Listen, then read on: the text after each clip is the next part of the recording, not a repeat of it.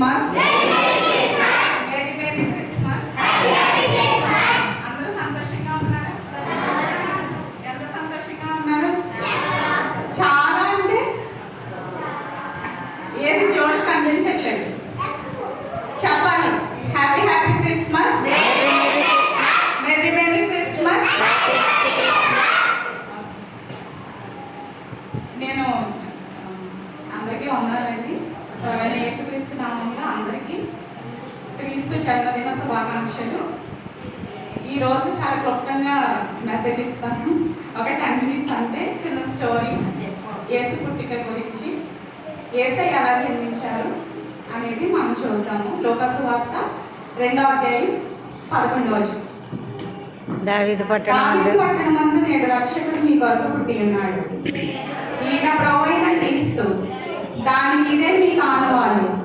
ఒక శిశువు పొత్తిగుడ్డలతో చుట్టబడి ఒక తొట్టిలో పండుకొని ఉండుట మీరు చూచెదరని వారితో చెప్పాను. వెంటనే పరలోక సైన్య సమూహము ఆ దూతతో కూడా నుండి సర్వోన్నతమైన స్థలములలో దేవునికి మహిమయు ఆయనకి ఇష్టమైన మనుషులకు భూమి మీద సమాధానమును కలుగును కాక అని దేవుని స్తోత్రము చేయుచుండిరి. దేవుడు తన పరిశుద్ధ వాక్యం దీవించును కాకండి. ప్రభువైన యేసుక్రీస్తు తండ్రి పరలోకంలో ఒక సింహాసనంలో ఒక రాజుగా ఉన్నారు. కానీ దేవాది దేవుడు పరలోకాన్ని విడిచిపెట్టి మన కొరకు ఈ లోకంలో ఒక శిశుబాలుడుగా జన్మించి తర్వాత పెరిగి పెద్దవాడయ్యి శిలువ మరణం పొంది మన కొరకు మన పాపం నిమిత్తము కొరకై ఆయన శిలువలో మరణించి పునరుద్ధానుడై తిరిగి లేచి పరలోకానికి ఆరోహణమై తిరిగి వెళ్ళి మన కొరకు అక్కడ ఆయన నివాస స్థలాన్ని ఏర్పాటు చేశారు. ఇదే సత్యం, అంతేనండి. ఇది అందరికీ తెలుసు కదండి. ప్రభువైన యేసుక్రీస్తు తండ్రి కన్య అయిన మరియ ద్వారా ఆయన పరిశుద్ధాత్మ ద్వారా జన్మించారు.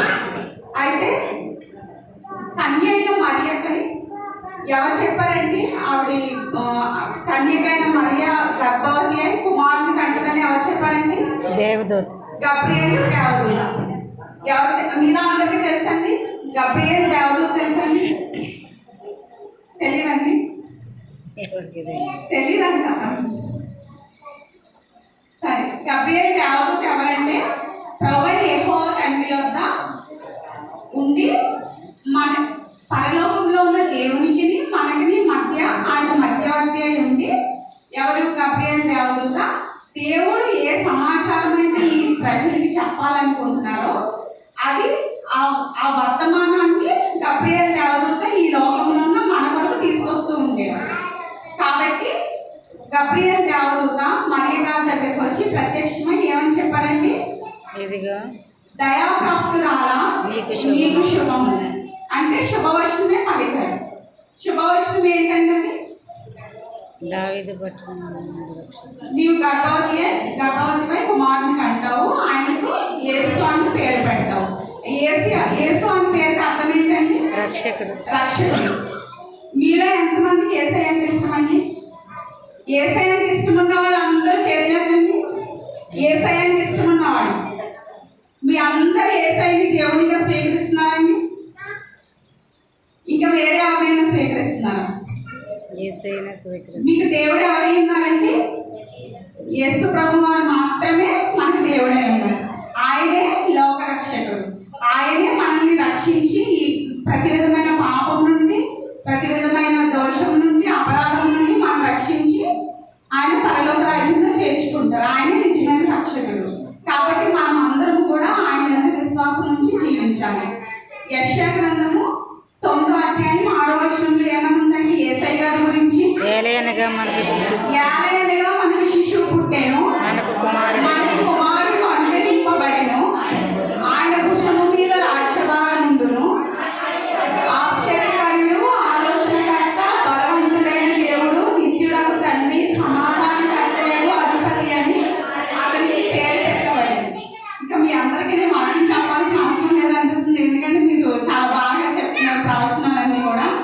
కానీ యెషయా గారు అప్పుడే ప్రవచించారు యేసయ్య గారు పుడతారు ఈ లోకంలో, కన్యక గర్భంలో పుడతారని, ఆయనకి యేసు అని పేరు పెడతారని.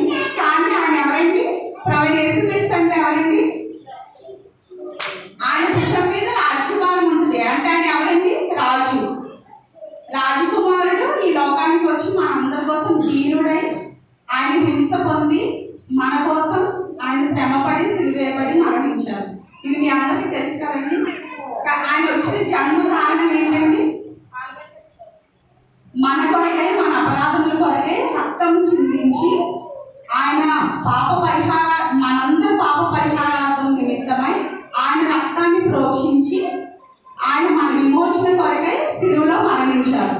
ఆయన మరణం ద్వారా మనకి నిత్య జీవం అనేది అనుగ్రహించబడింది. కాబట్టి ప్రతి ఒక్కరు కూడా ఇది గ్రహించుకోవాలని, ప్రతి ఒక్కరు మనసులో ఇది ధ్యానం చేసుకోవాలని దేవుడు మనకు సహాయం చేయంగా. ఆమేన్. ఆమేన్.